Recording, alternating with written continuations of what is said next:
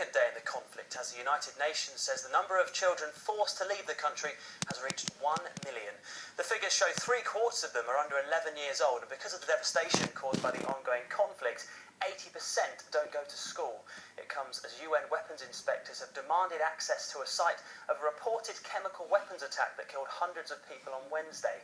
The ongoing violence means many children end up heading to huge refugee camps in neighbouring countries, not knowing if they'll ever get to return home.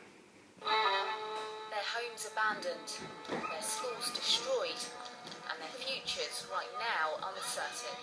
But life at this refugee camp in Lebanon goes on. Ever since the conflict started, hundreds of thousands of refugees have been trying to escape the war to neighbouring countries Iraq, Turkey, Lebanon and Jordan. These people are the latest to arrive at a refugee camp in Iraq.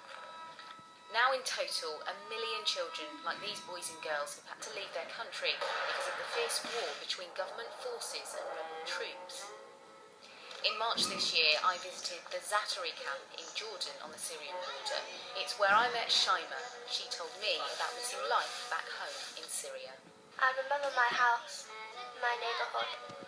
My grandma and granddad are still there. I miss them.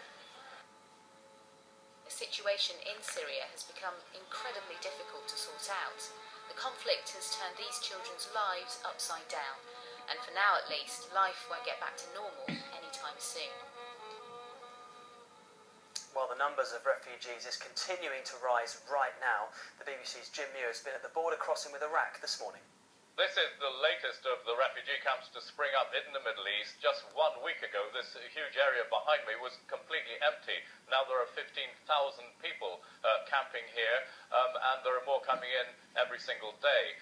More than half of those are children, and of course their needs go beyond the very basic. They're going to need play spaces, they're going to need eventually, of course, education.